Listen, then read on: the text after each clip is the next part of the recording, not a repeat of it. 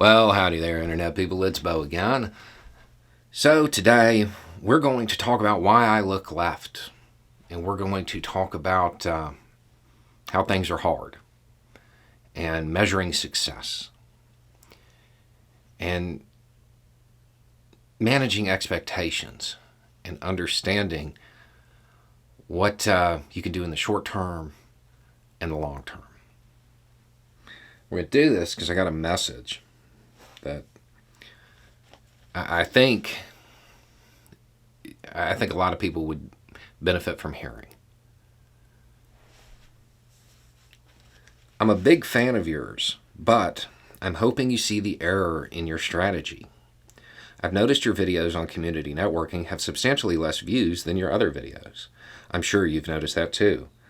I hope that watching what is easily the most important videos on your channel get less views shows you why it's pointless to talk to centrists or liberals. You're putting this effort into putting out solid advice, and 1% of your subscribers will do something with it.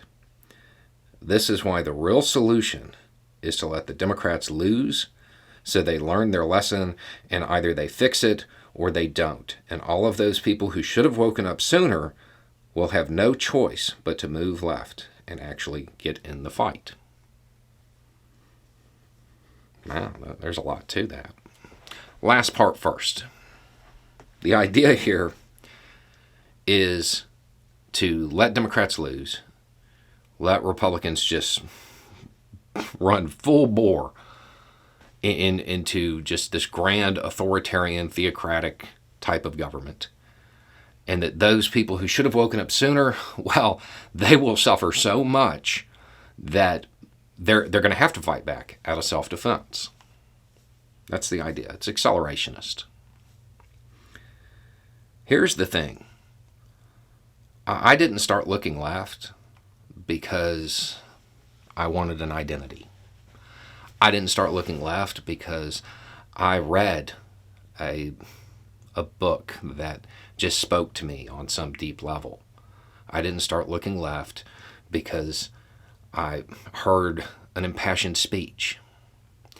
I started looking left because I was always anti-authoritarian, and then I got really tired of watching people suffer. And there's nothing on the right to combat that.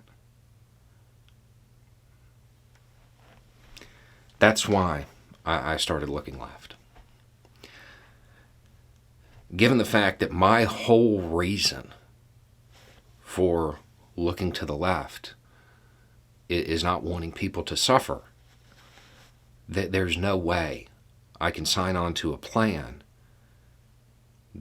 that requires large amounts of people to suffer, particularly in this situation where the people who under this plan would be asked to endure this so they learn their lesson have historically suffered the most in this country. I cannot get behind that, period. There's no reason to send me any messages encouraging accelerationism. It's not going to be well received. I'm not a receptive audience for that. It literally goes against everything that brought me to this point. Now, as far as the views on the community networking stuff, yeah, they're lower, okay. 1%, huh? 1% might do something with it.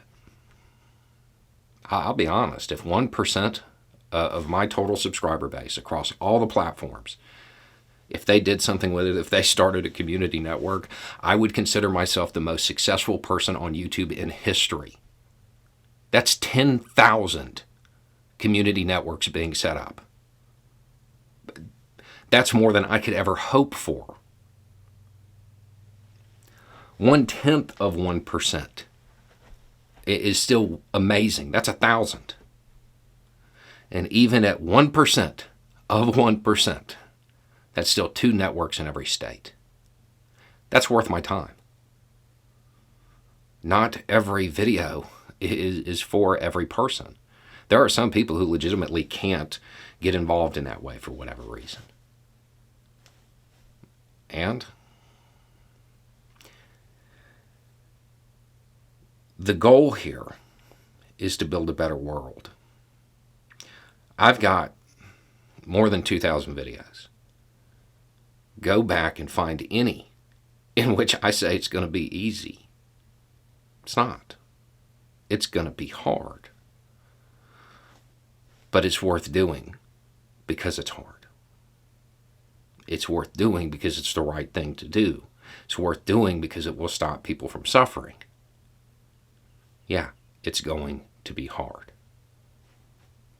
I don't know what you're expecting. You're literally talking about changing the world. It's not going to be easy. It's going to be a fight. And I don't think that we should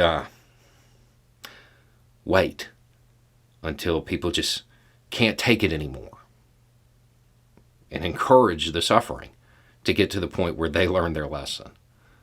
I will never sign off on that. The other thing is, I don't know that that's what would happen. Have you ever considered that the actual outcome of this plan would be that things get so bad that everybody just falls in line out of self-preservation? Because that's actually historically what happens under totalitarian regimes. This strategy that you're proposing, it probably would help the other side. It would get so bad, and people would be forced to choose between a red hat and a hole. Self-preservation is a very strong motivator. Anyway, it's just a thought. Y'all have a good day.